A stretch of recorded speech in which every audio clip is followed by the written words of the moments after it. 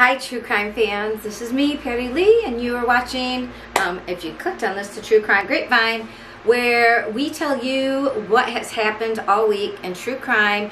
And I basically tell you, if you don't have time to watch all the YouTube channels and Google all the stories, what everybody's been talking about, and I'm going to give you the lowdown, and then I'll give you the main squeeze sources that I on the grapevine where I found my information, so that you can look it up and critically reason yourself if you'd like more information, or you can just take a seat, hear me out, and I'll tell you what's what. So and I do come from an educational psychology background, which means I talk about motivation. I'm interested and knowledgeable about child development, especially cognition, how people think and what motivates them, and talk about anything we know about how behaviors start, how patterns start, and maybe what we could do to help people who are having problems get along with, you know, society. All right, so this is episode 20. It is July 11th. It has been a week. I don't know about you, but after July 4th, things tended to be crazy. I know a lot, almost like both sides of my family have COVID, and these are unrelated, obviously, and also our air conditioning is broken, and we're waiting to get that fixed. So I have a fan going in case you hear a little extra buzzy noise. You might notice it. Sorry about that. All right, so what has happened this past week? Sorry, also the dyslexic detective. You'll notice sometimes me tripping over my words, but dyslexia also has a gift of seeing unusual patterns and thinking outside the box. So maybe when I hit the theories, you might see a benefit to that besides my inability to say some things or remember some people's names. So, yes, since July 4th through July 11th, we have had a new case. So IckEdMel, which I will put in the description how to find his YouTube channel site. He is a man, YouTube channel host out of Miami, Florida. I think he's from South Florida, I think Miami area. He does a lot of cases that were both popular in Florida, like the Gabby Petito case. He also, though, tries to highlight minority cases that aren't getting a lot of attention, and there's one this week that you are going to want to know about, because it looks like there may be a serial killer working in the Houston area, and he is on the loose. There is a warrant for his arrest. So that's our first case. It's new, it's hot, it's happening, and I will tell that case right after this introduction. We also have an update on Dylan Rounds, an update on Caitlin Armstrong, an update on the 4th of July Highland Park shooter, Robert Cremio, I believe we're saying his name, an update on the Ethan Crumley's parents, not him, but his parents, and there's a Valo Daybell update. And there's some celebrity updates with, of course, Amber Heard, Can't Let It Go.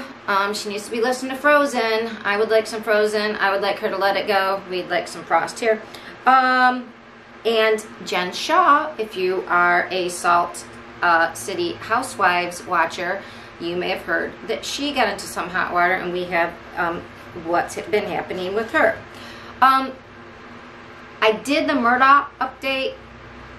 I did not upload it. I'll either upload it, I don't know if I can fit it in drinking, because it is hot as South Cackalack here, and that would add, instead of 7 cases, we would have 8, and that means 8 drinks. So, the other thing about the True Crime Grapevine little pod, and if you're watching on YouTube, hey, smash that like button, subscribe if you like what you see, and hit the notification bell if you want to know when I go live. I go live sometimes on Sundays, and also I upload once a week, usually on a Tuesday, because I like to see you next Tuesday.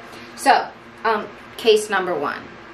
I promised you a new case. It is insane. So I've got my little luggage here. I don't know if you can see my luggage. So let's literally unpack our first case.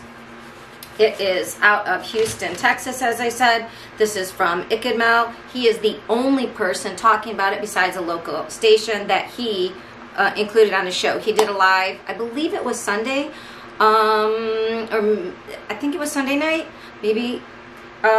Go check out his channel. It is the last thing he uploaded as of today, Monday, July 11th. Anyways, so what I'm pairing with a serial killer is Nighthawk Black, Lush Pinoit, dyslexia, Pinot Noir. It's French. If I don't think about how the letters look and I can just think of how it sounds, I can get it. Pinot Noir. So Nighthawk Black. So he's Nigerian, we think. His name, we're calling him Chuck because his name, I'll pronounce it once. It's difficult to say. We do have a picture of him. I am trying to learn how to insert pictures. IckEdMel has his picture. His picture is also on the wanted poster, the missing poster for Felicia Johnson.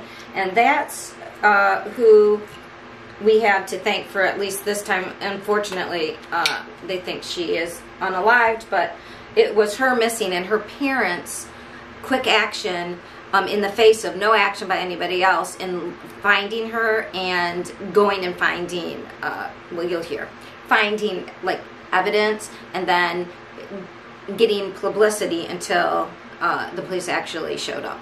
And Houston has it's a big city. I don't want to talk down the police. I am not a defund the police type of person. I am a fund more mental health and other strategic people, like working with, you know, incorporating all the social work with the police, because the police can't be everything to everyone, just like teachers can't be everything to everyone. And so we need more mental health and social work people who already have a big job, but maybe we should support them and fund all of them and put them in working in context and having them called in an emergency. You really need a like psychology, social person to handle some things instead of just whatever. Anyways, so all I'm saying is I'm not against the police, and there's a whole lot of everything going on in America right now, and police are people. So let's just keep that in mind. But regardless, this story, okay, again, Nighthawk Black, Lush Pinot Noir. Oh, and it's a box wine by, oh, it's a Boto. It's a Boto Mini, just in case you want to see. Okay, there you go. Let's take a sip before we get into it. And it's got a really nice nose. I don't know if you can see, but good legs. Even though I've read that doesn't really mean anything.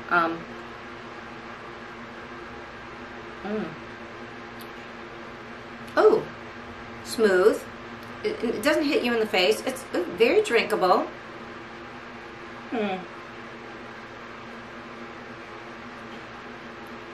If you like red wine, you'll like this wine. Okay, what we don't like is a serial killer. So, this came to my attention through IckEdMel, as I said.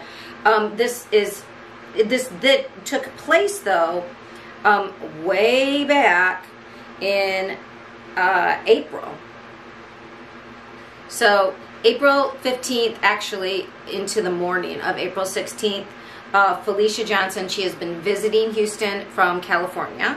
She has cousins there, but she's staying in this hotel. I think it's called the Intercontinental Hotel. She was using social media. She had visited this Cover Girl Club. So I at first was calling this hashtag the cover girl killer. I can still kind of like it because he is, it looks like, targeting escorts and sex workers, and Cover Girl Killer kind of has something to it. So hashtag Cover Girl Killer. She did visit the Cover Girl Club. Apparently they said no thank you, and she got a ride, and at first they thought she disappeared from the Cover Girl Club. It turns out know. She seems to have gone back to her hotel because by almost 1 o'clock in the morning she was on Snapchat, and she had put an ad onto a site called Skip the Game. So I don't know about this site, Skip the Games, but apparently it's for men who don't want to bother like dating before getting down to what you can get out of dating with people. And so I am not going to judge what happens between two consenting adults. I am going to tell you, if you're in Houston, you cannot be doing this unless you like literally have security. And then I don't know what kind of game that is that you're skipping, but you're into a whole nother kind of game. But you need to be safe, because if you're in the sex working industry, if you're in the escort, and if you're a dancer, this man is out there in and around Houston. He seems to have skipped town. They can't find him right now, so just think outside, you know, Florida, Alabama, Georgia, Nevada, like any state that touches Texas, Louisiana, could be in New Orleans. This man made a deal with Felicia, and he said $500 cash. Now we know this because they got all the electronic data. What they first know is just that she has gone missing, and her dad flies from California. The cousins immediately are working with people back in California using Find My iPhone. They locate her phone. It's in a park that's 6 miles away from her hotel. It has blood on it.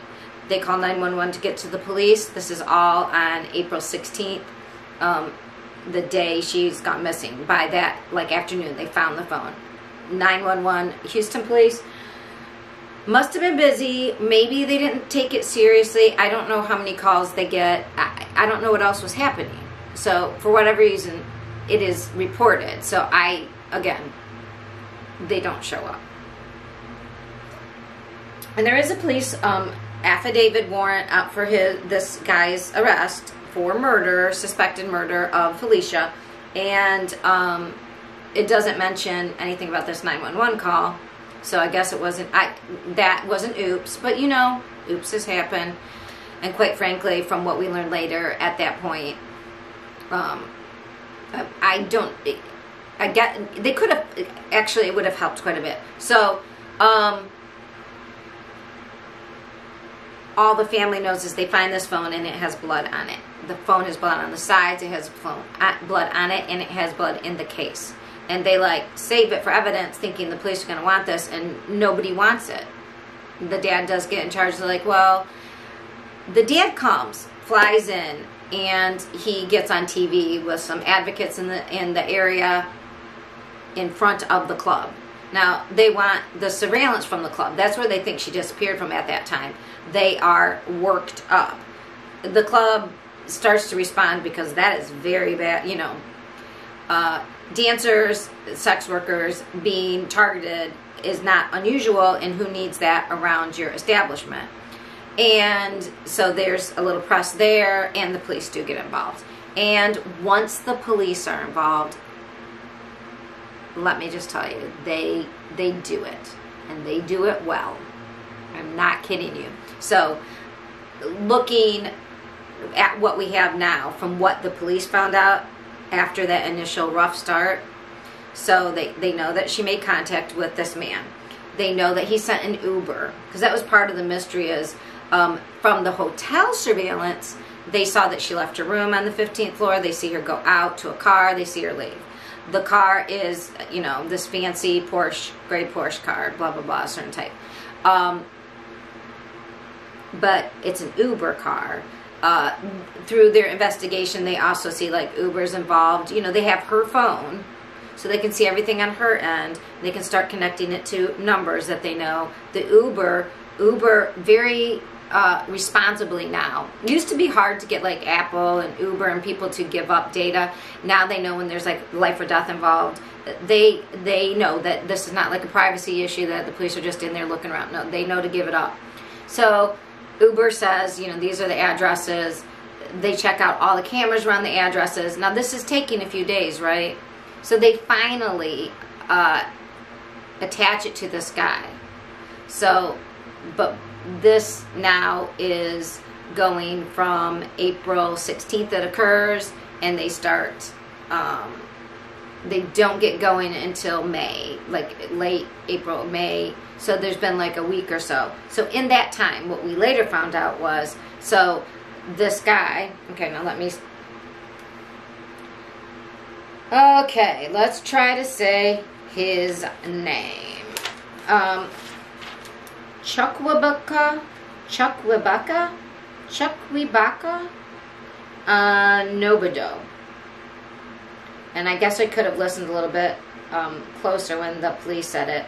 So IckEdMel called him Chuck. I'm going to call him Chuck, but it's Chukwibaka Nobodo. He's 28 years old. The state of Texas does have a warrant out for murder.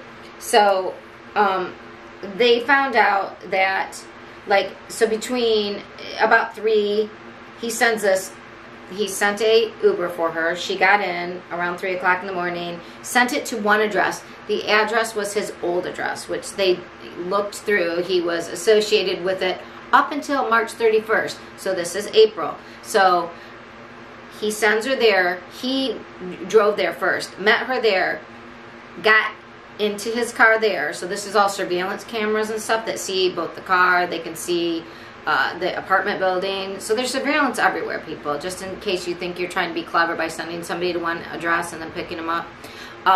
Then took him to his new apartment, and then his car is seen later going to the park, where we can assume that's where the car was found. That's where her phone was found. And the phone did come back. The blood was human blood. They do get eventually warrants for all of his stuff, and they do get his car. Now this is what I don't understand. I don't know, and this Mel didn't have this part of the story, and it's also not in the warrant. It's unclear at what point. At some point he figured out he was being made good for this, and he took off.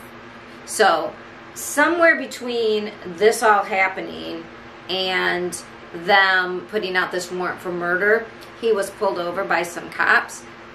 And this is one of those horrible things, and it happened with Ted Bundy and I believe a number of other people that, like, they are pulled over but they're let go. They're not the person they're looking for, or they just did something minor and nobody connects them with the crime. Anyways, he was pulled over for a traffic ticket. This is what I don't understand. Somehow they pulled him over and they took his phone. I don't know if he ran. See, there's a issue with us not knowing anything. It's not explained in the warrant. It does say the officer pulled him over, took his phone. I don't know if he ran. I don't know if he wrestled with the officer and something embarrassing happened to the police. Come on, police. We know you have a rough time. I don't know what happened. I mean, who knows? I mean, we know they didn't shoot and kill him, which, hey, we're working our way up from just, like, you know, extrajudicial justice, which is good. Very good. But we don't want to go the other way and let people escape. So I'm not exactly sure how they got his phone. But they did. He took his phone, but he didn't take him. And it's very unclear. And it seems like they have his car, too. Because they tested his car. His car showed up. So they don't use luminol all the time. I think luminol was, from what I understand, may have had chemicals that were very difficult to be around. Like, they could cause respiratory problems later on for investigators. So something now is called Blue Star, which is basically the same thing as luminol was, where you spray it and it, if you put black light on it, it you know, lights up if it's blood. So in his car, it lit up all over in the back seat in the trunk. In his house, lit up everywhere, especially in his bedroom, next to the bed, I believe, all over the floor in the bedroom, and then around the bathroom. So what they found he bought in the intervening time period, again, now he's gone. He's out there. In the intervening time period, he purchased basically a cleanup kit, or what people would call, it wasn't a kill kit because it was the cleanup kit for a kill. If you're gonna, you know, what was that show with Kerry Washington in it, and Puck was the lovable fixer who was a little bit not legal. Anyways, it was like that situation, only he wasn't smart enough to get freaking a tarp. The guy was, whatever. I don't want to tell people how to do it. But he went and purchased a handsaw. He purchased gloves. A bunch of bleach. You know, the big garbage bags. He went through the kiosk, right? And he paid cash for it. He did go first and take out. Okay, so people, you take out the money. The ATM still records it. And then you go buy stuff. And you're seen on video. You can't really be... It's hard to... Even if you pay cash. Even if you go through the checkout thing. There's cameras everywhere. And once you're a suspect because you had some ties. Because of course you had ties to them. I do not recommend any of this. Anyways, although this seems to be the fourth girl, because when they dumped the phone information between all this, one of the investigators is looking through the phone dump, so they know they've got all this blood. They suspect he did this. When they look on his phone information, they see pictures of 3 other girls that look unalived and 1 dismembered person, which they think is her. Although now in the warrant it says there was no metadata or extant data, meaning like how it was taken off. It's not clear what phone it came from, when it was taken. That happens when you copy things. So was it really his? Was it really her? These are outstanding questions, and I can't pretend to know. But that's why they think he probably is a serial killer. Also, there was, in November of 2020, a woman who said she was on a date, escaped from somebody who she met and sat in his car, and I don't know, and then he said I was going to give her money. You can do the math with what situation. Basically, he picks up escorts and then gets more than rough with them, and it appears as the woman in 2020 got out with her life, and then she didn't follow through with the complaint. We're going to see this with other cases this week where people call the police because they're scared and then they don't want to make a complaint. Personally, I think it should still be made a complaint. Maybe not take anybody. I mean, there's that whole someone's going to jail. But I mean, if nothing else, everybody should be flagged for things like buying future weapons, perhaps. Maybe you shouldn't, you know, if you're busy trying to unalive yourself or others, maybe you shouldn't have access to that type of thing. I don't know. I'm just saying I would think that would be a good idea. But anyways, so yes, everything's lighting up with blood. Then they find these pictures. This guy is bad, people. Please go watch. If you watch IckEdMel's live that he did, he has the whole warrant that he reads and goes over. It is clear.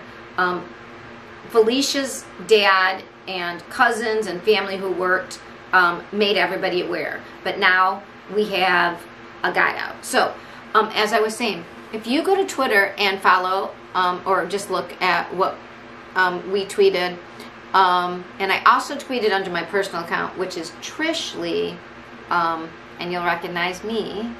So, Patti, Trish. My dad calls me Trish. My name's Patti. You get it. It's a nickname.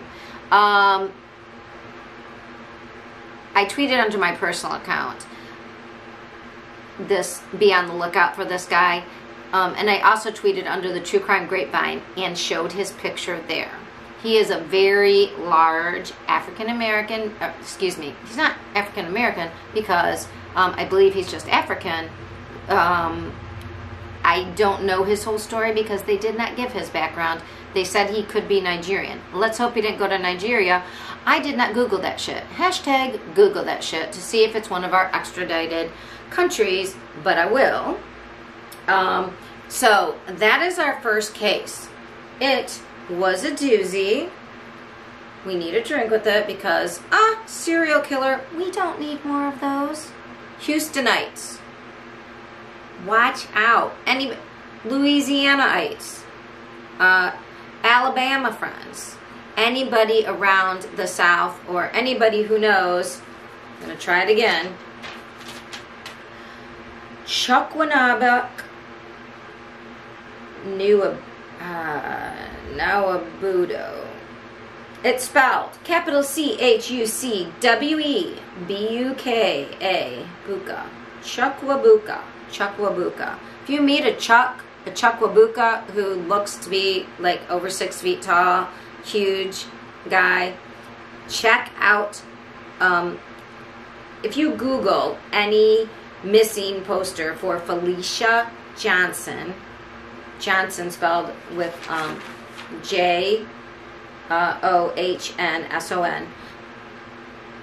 his picture is there. She is still missing, but we think she is unalived. We need to catch him, and everybody needs to stay away from him. And if you're in the business, and if you know anybody in the business, please tell them this is the time to be more careful. Do not meet anybody. Don't use the hashtag, what is it, about games, like I don't want to play games. Stay off those sites just right now. She used Snapchat too, and by the way, Snapchat, it goes away on your phones, maybe on their phones. You know where it doesn't go away? Anything digital is on a server somewhere, people. Digital never dies. Hashtag Google that shit. I am not kidding you. So, please be careful, whatever industry you work in. Nighthawk Black, highly recommended. It's a Lush Pinoit Noir. Don't look at it when you say it. That T is just going to try to jump in there. All right, people. That was our introduction in Case 1. Please take a look at that BOLO. Be on the lookout for Chuck. And if you like this, go ahead and click on our Case 2. Bye.